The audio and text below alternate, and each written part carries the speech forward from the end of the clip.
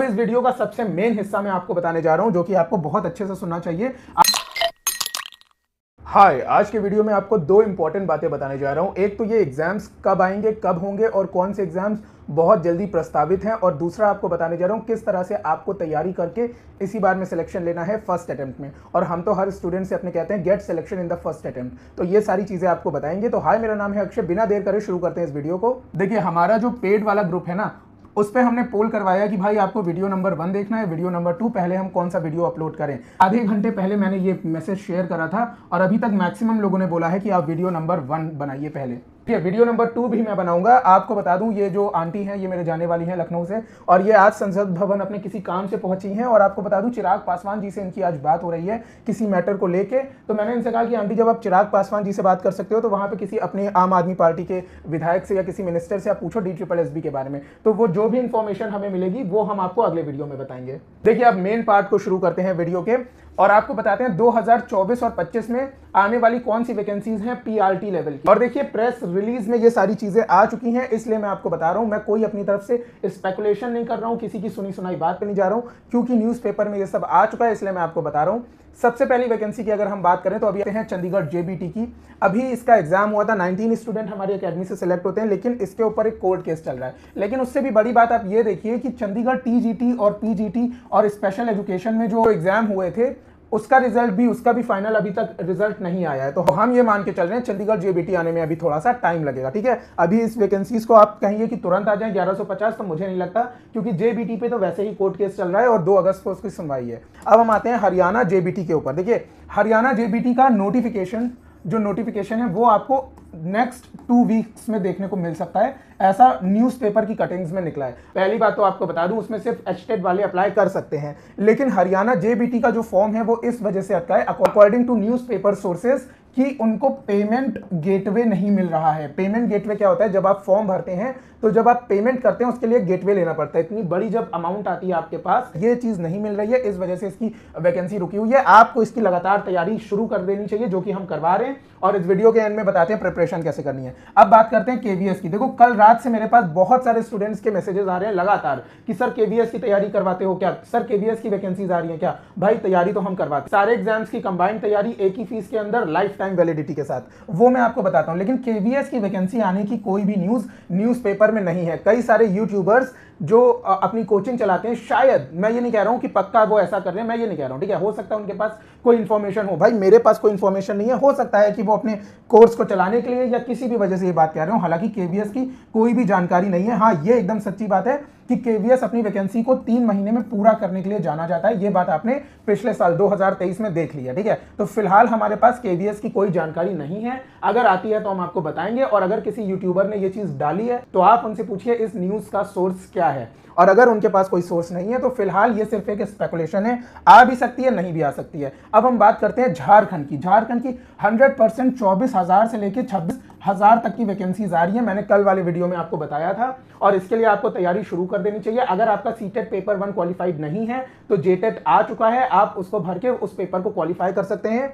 इसमें CTET माना जाएगा और देश भर में से कहीं से भी कोई भी अप्लाई कर सकता है। मैंने जो कल वीडियो बनाया था वो देख लीजिएगा, पूरी इंफॉर्मेशन दे रखी है। अब हम बात करते हैं DSSB की। DSSB का अधियाचन मांगा गया था, रिक्वेजिशंस मांगे गए थे, इसके ऊपर मैंने वीडियो बना रखा है, और इस बात की 100% श्योरिटी है कि DSSB एग्जाम की वैकेंसीज आपको नेक्स्ट के मंथ्स में देखने को मिलेंगी। हालांकि ये वैकेंसीज आपकी जून के महीने में या जुलाई के महीने में आ जानी थी, और अक्टूबर नवंबर तक इसका पेपर हो जाना था, लेकिन अभी ये थोड़ा सा डिले हो रहा है।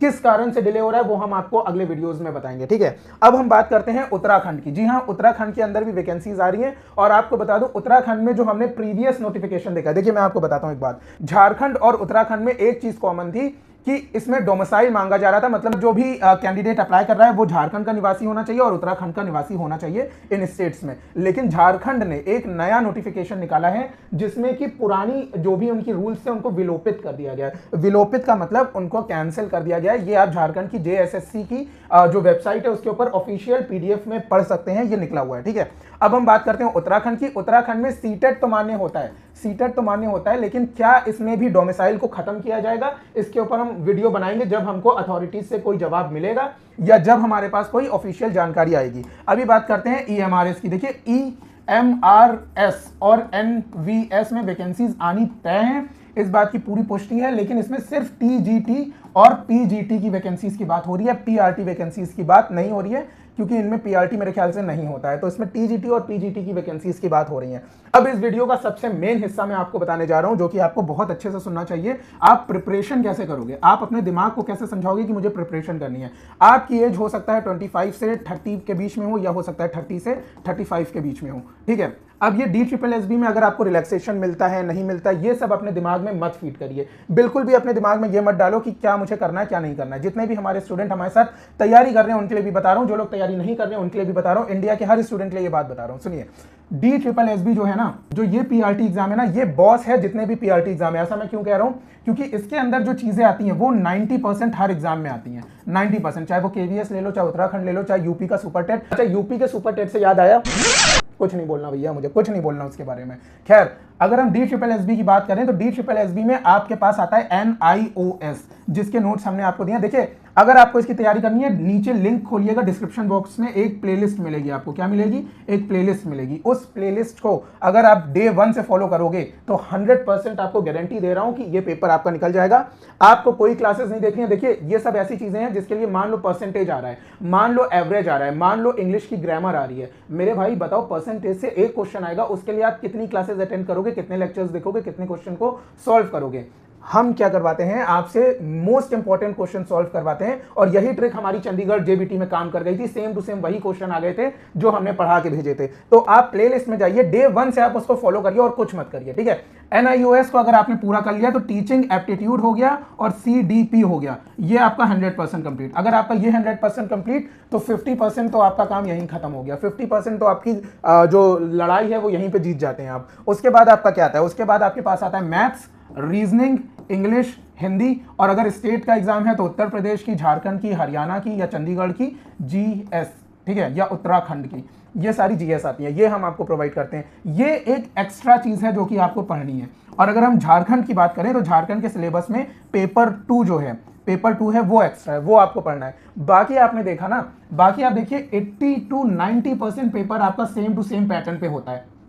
देश भर का कोई भी PRT एग्जाम उठा लीजिए, आप अपने माइंड को ऐसे ट्रेन करिए कि आपको PRT एग्जाम निकालना है। आप पहले अपने आप को इसके लिए तैयार करिए। और मैं आपको मोदी जी की गारंटी की कसम खा के बता रहा हूं, आपको बहुत अच्छा टाइम मिल रहा है। ये टाइम जो है ना, इसको आप इस्तेमाल करिए। वो कहते हैं ना कि अगर आप पे कोई पत्थर फेंके तो उन पत्थरों से अपने किले को बना लीजिए। तो ये एक तरह से आप पे पत्थर फेंका जा रहा है कि वैकेंसीज नहीं आ रही हैं। आप इसका पॉजिटिव यूज करिए। मैं आपको सच्ची बता रहा हूं, ये टाइम आपको दोबारा नहीं मिलेगा। मान लो सारी वैकेंसीज आ गई तो क्या आप पेपर को निकाल लोगे अगर आपकी तैयारी बहुत अच्छी नहीं है?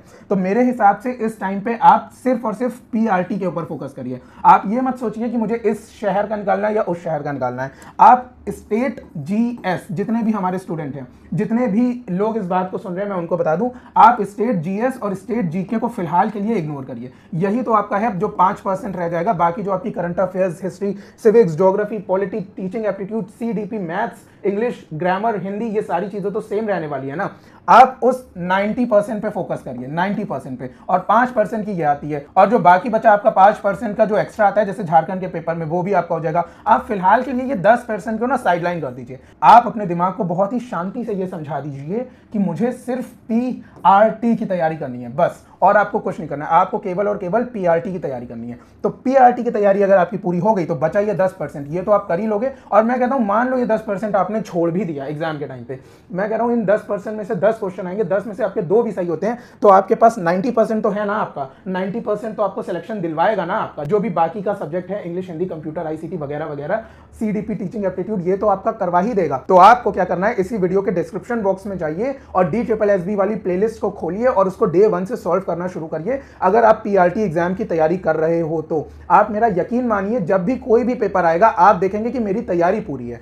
कोई भी पेपर का नोटिफिकेशन आएगा जो मैंने आपको बताया है, आप देखेंगे कि आपकी तैयारी पूरी है, कॉन्फिडेंटली आप उसमें बैठेंगे और उस पेपर को 100% क्रैक करेंगे, जैसे कि हमारे बाकी स्टूडेंट्स ने करा है। आपको 90% प्रिपरेशन जो मैंने अभी आपको बताया उसके ऊपर फोकस करना है और कुछ नहीं करना है। तो मिलते हैं आपसे फिर आने वाले वीडियोस और चैलेंजेस में। तब तक के लिए थैंक यू सो मच।